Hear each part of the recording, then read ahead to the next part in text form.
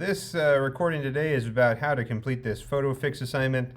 This shouldn't take you too long. It's just a couple of ways to restore old photographs here. So what I'm going to need to do is zoom in. This first one, as the instructions say, is I need to do white balance this image. This is an older photograph that was taken with a manual camera, and you can see that maybe when it was originally developed or when it was scanned, at some point a yellow hue was cast over this image. And in order to correct that, we're going to need to, like it says down here, add an adjustment layer to that. So we're going to go up to, where are you at? Or down to, rather. Got to figure out wherever that photo is. So one called Add a Curves Adjustment. So click on that set white point layer that says Add a Curves Adjustment. We go into Adjustments there. And then I'm going to click on Curves. And once I've got the curves window open, what I want to do is find the eyedropper here that says Sample an Image to Set White Point. It should be the third one down here.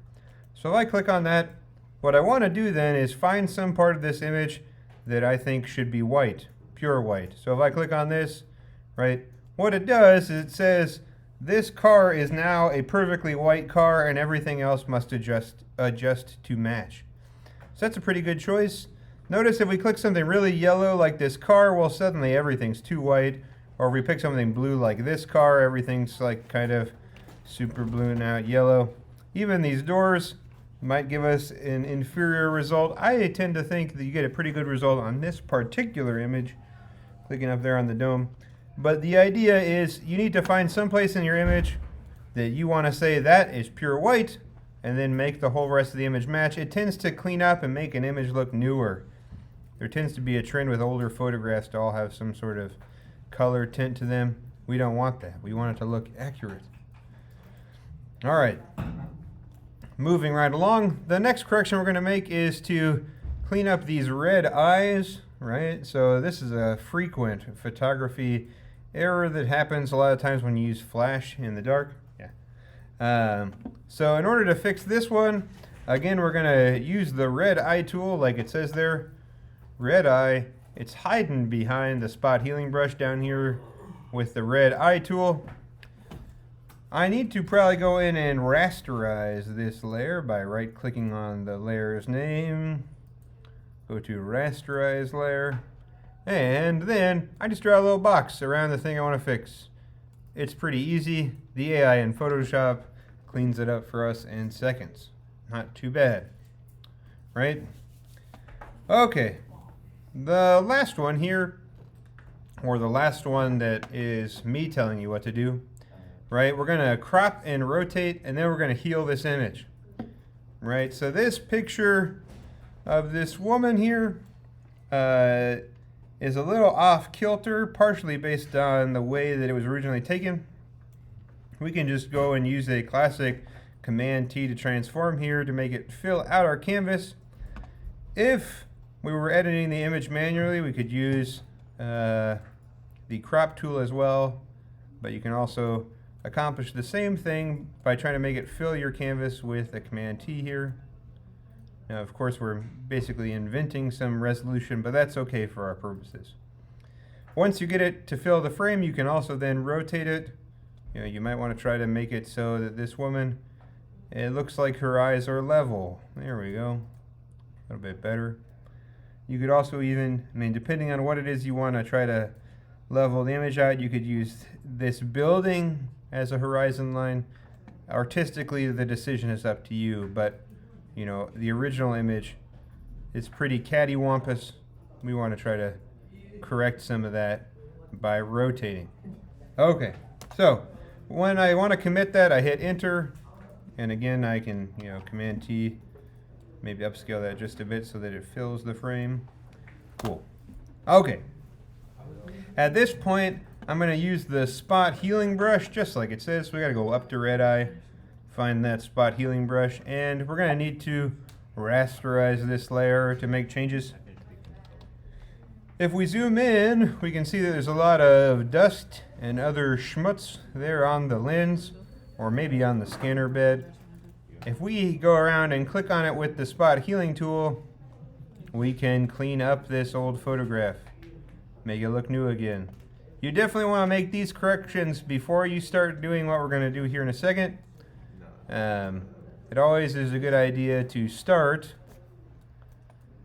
with doing your cleanup before you try to do any other post-processing on an old photo. So I'm just going to quickly jump around here. Try to find places where there's dust, dirt, grime, tears, spots.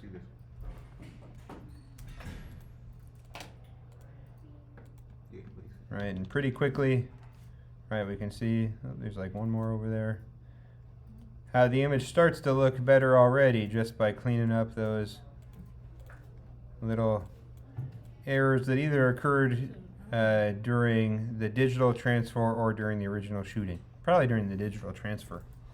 There's also sort of like a weird, I don't know, maybe it's a water stain here. Let's see how this does. Not too bad. Right? Much cleaner. Okay. The last one on here, when we're touching up old photographs, is to colorize black and white photographs. And I want you guys to go explore the images that are publicly available here on the Delaware State Archives. To do that, we can either just Google Delaware Public Archives, which I'll do as an example here. Delaware Public Archive. I'm going to go click on this first result, Digital Archives. That's what I'm looking for. And then I want some photographs. And to just jump into the collection, I can click on any one of these. Once this loads, you'll see there are tons of photos. I can even go back here. I can click on the Delaware collections.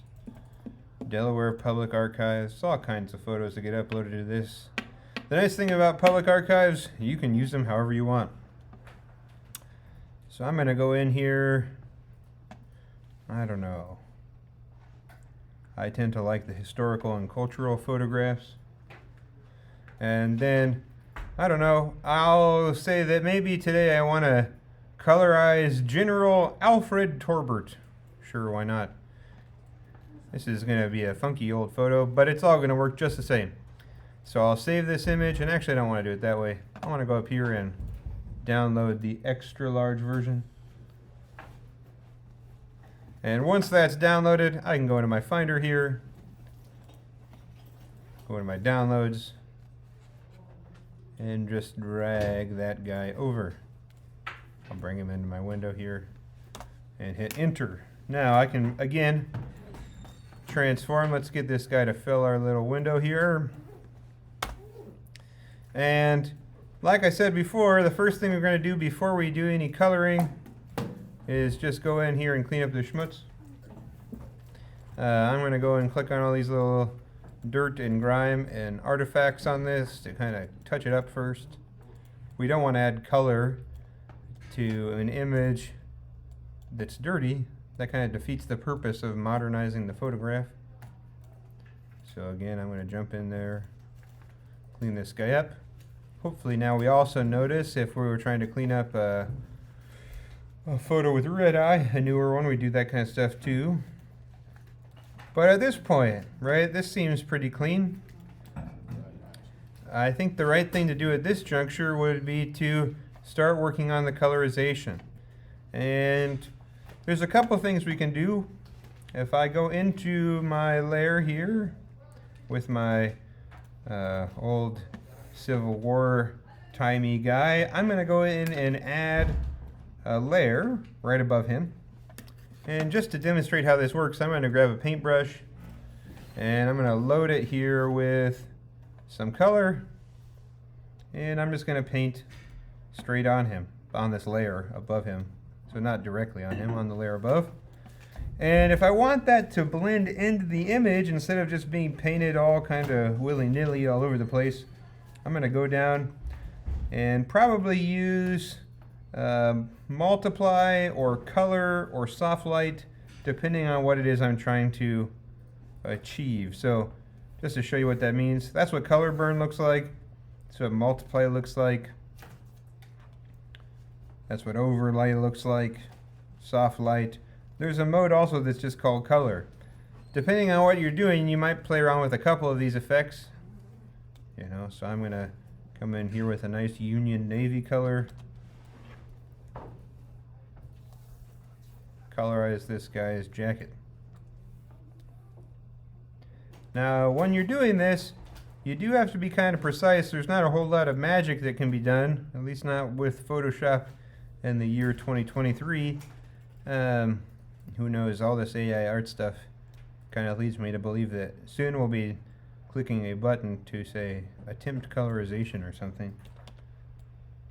So, you know, there's my blue layer, and now that I've got some sort of base down, I can come in, use an eraser, come in and take off the parts where the blue flew off the handle. I don't want it to go onto the background. That looks kind of crazy, right? And you know, we can go in there, find some sort of yellowy color, hit these buttons up.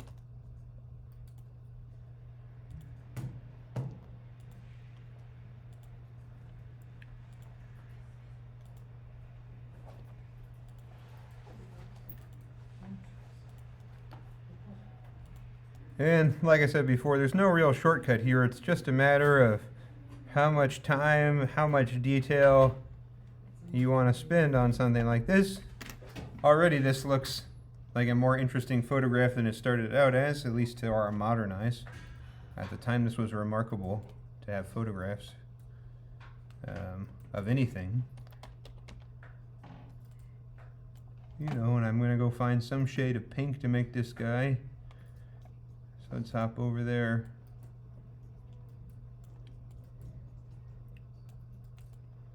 And if you wanted, you could also, sometimes the thing people do is if I just go find a reference photo,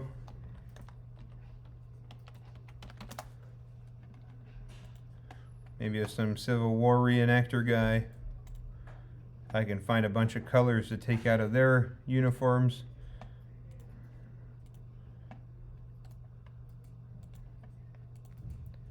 Because if I have another image here, and I'll just drag this over on top of this lady for a sec, right?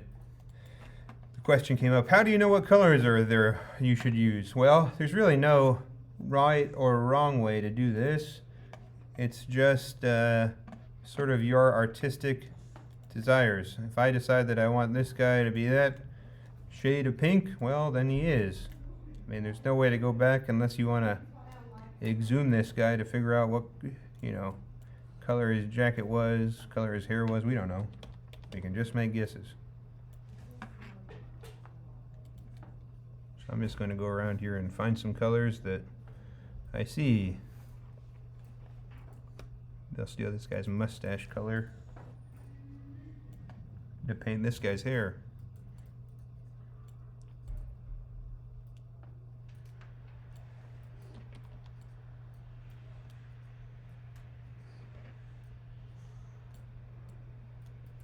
Who knows? Maybe this guy had gray hair. We'll never know.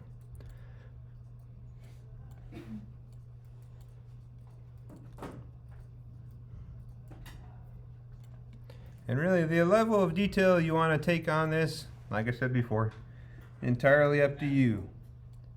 Not too shabby though, right? So the idea is once you've finished showing me that you understand the concept of healing and colorizing and so on and so forth, what we can do is actually in this artboard mode, you can right click on these things and you can actually quick export this entire group as a PNG. The one I most want to see here is this colorized one. Go ahead and export it. And then when it pops out there, I think I saved it to this Photoshop folder. Go ahead and upload that to Schoology. That's all you got to do.